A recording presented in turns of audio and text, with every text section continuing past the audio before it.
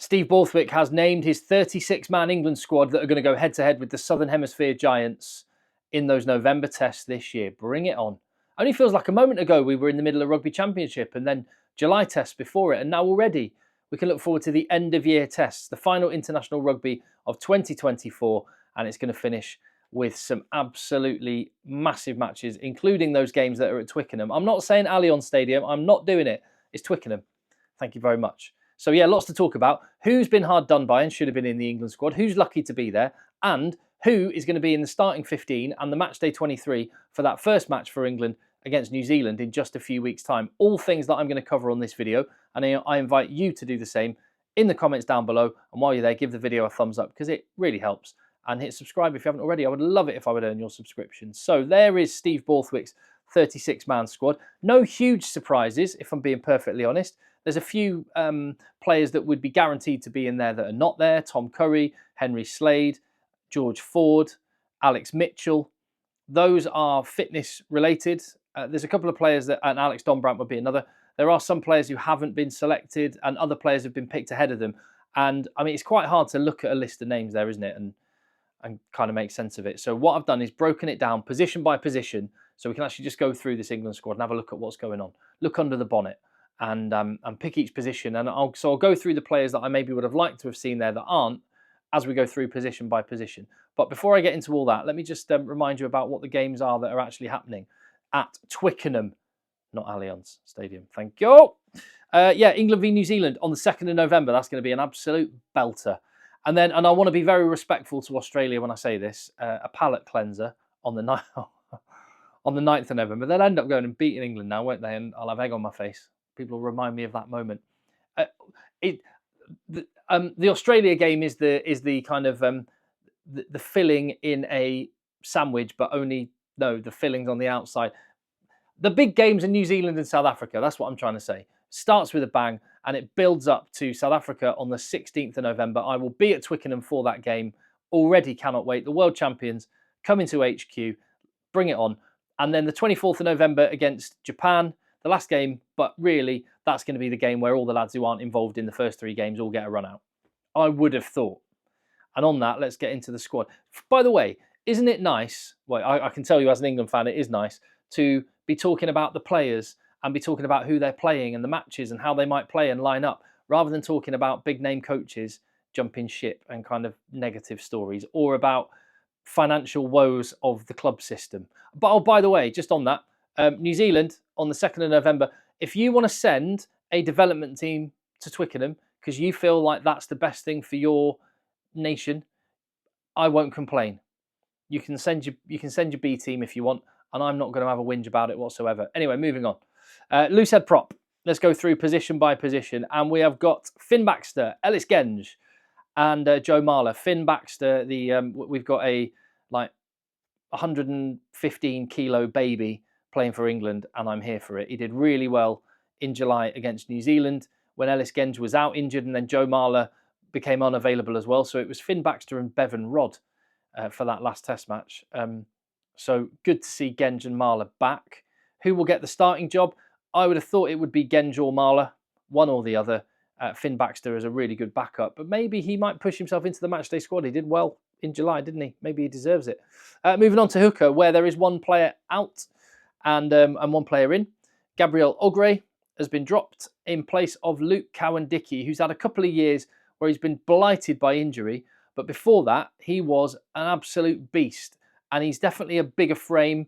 Ogre is more of a loose player, but Theo Dan can kind of do that job for England. So I'm kind of glad for Luke Cowan-Dickie to be back. And I do think the extra kilos that he adds are maybe with scrummaging and some of those, well, the South African pack in mind coming to town. We'll see. And as for tight head prop, again, one change. Joe Hayes is out and Trevor Davison in, which is great reward for brilliant rugby that he's played for Northampton Saints last year, where he anchored their scrum to a Premiership title, made a massive impact for them, and he thoroughly deserves to be there. I just want these guys.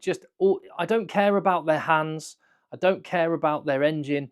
Just hold a scrum up. Everything else after that is a bonus. Please, will you do that? I'll tell you who I think is going to start.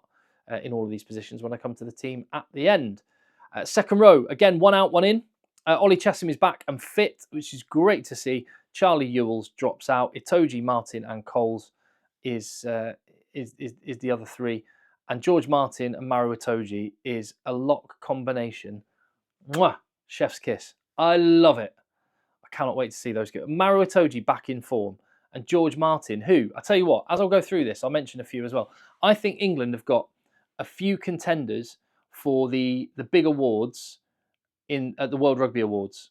And if he has a good November series, George Martin could be in contention for Breakthrough Player of the Year. I think he has been absolutely awesome.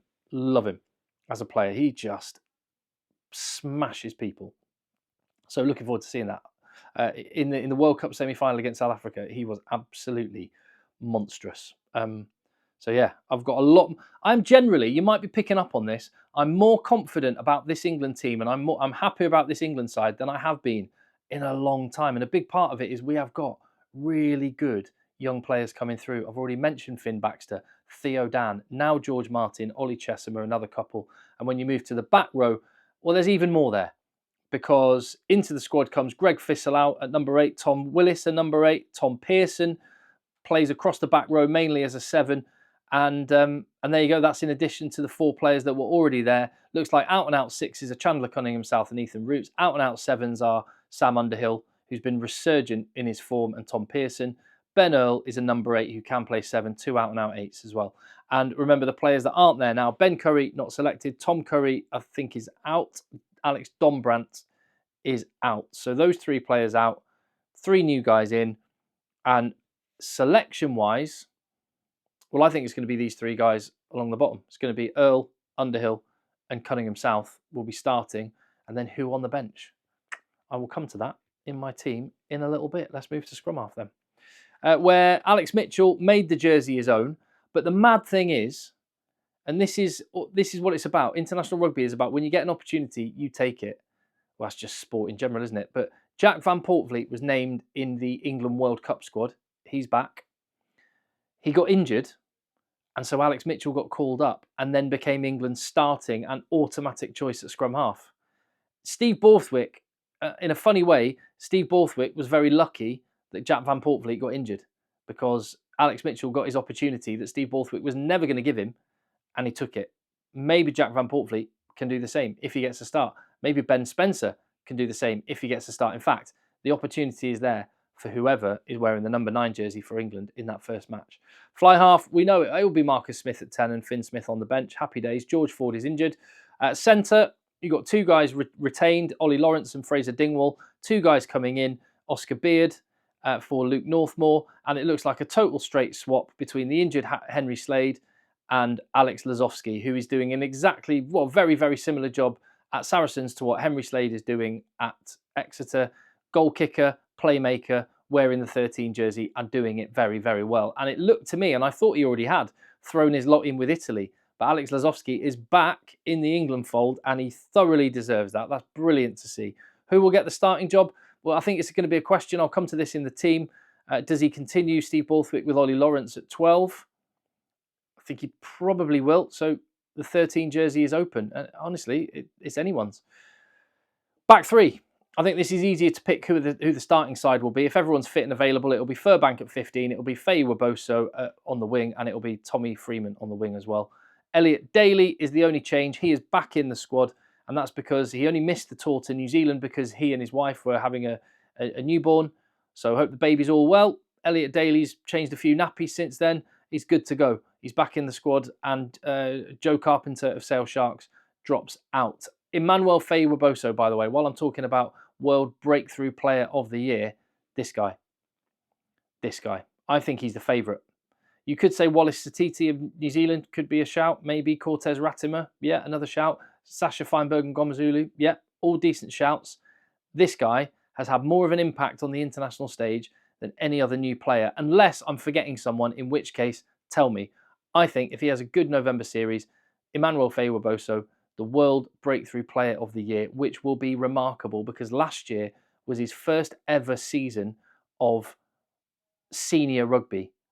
at Exeter Chiefs, and what he did transitioning to the international stage was remarkable in 2024. Well done, Emmanuel Faye-Waboso, for that. Here's hoping he continues. And as for the team, I should have mentioned Ben Earl as well. Ben Earl will be, maybe he won't make the shortlist, but he will be definitely being, when those people sit round a table, however they do it, and come up with a World Player of the Year, Ben Earl will be in the conversation. He has been magnificent, and hopefully he can carry on and finish the year strongly. You can hear and you can feel I'm in a good mood, aren't I? And it just gets better when I look at the team. I've got confidence in that England team to do a job. So this is what I think Steve Borthwick will select as his team to take on New Zealand, the 23-man squad he will pick for that 2nd of November test. And I don't disagree with this, to be honest. So the pack, I think, largely picks itself. That is basically the pack that played against New Zealand. Obviously, Finn Baxter had to come in at loose head prop. Just Joe Marler dropped out. So I think Marler will come back in. And what I have mentioned this on the channel many times before, and it's something that Steve Borthwick has done ever since that World Cup semi-final where South Africa destroyed us in the second half in the scrum.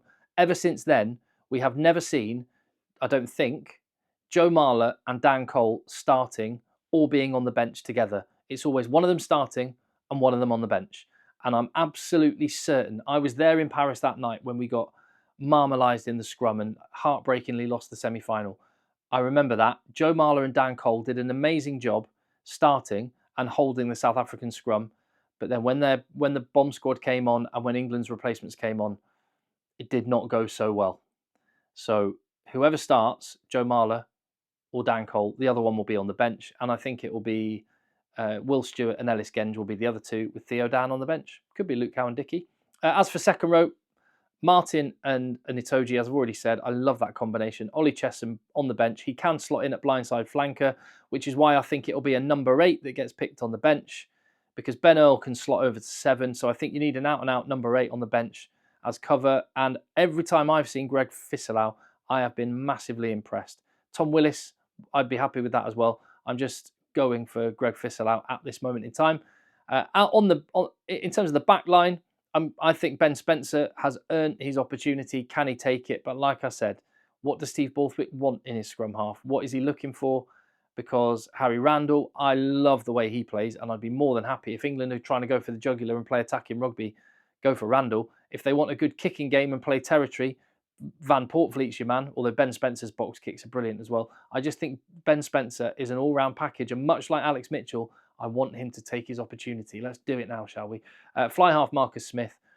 And then the back three, very confident about Faye-Waboso, Freeman, Furbank. Centres, this is the one area I am least sure about. Scrum half and centres. Because Ollie Lawrence has played the majority of his rugby for England in the 12 jersey and done very well. Will Steve Borthwick continue with that? He could just go for a like-for-like replacement for Henry Slade and put Alex Lazowski in. That would make sense. It would also make sense to play Dingwall in the 13 jersey. He's done that a lot for Northampton. I'd be fine with that as well. So who it's going to be and what shirt they're going to be in, not entirely sure. Whoever gets picked, I'm pretty happy, especially as Elliot Daly is on the bench. Perfect number 23, can play on the wing, can play outside centre, and can play fullback at the top level. I think England are going to be very, very competitive. I think they will be targeting 4 victories. I think 3 wins would be a good result.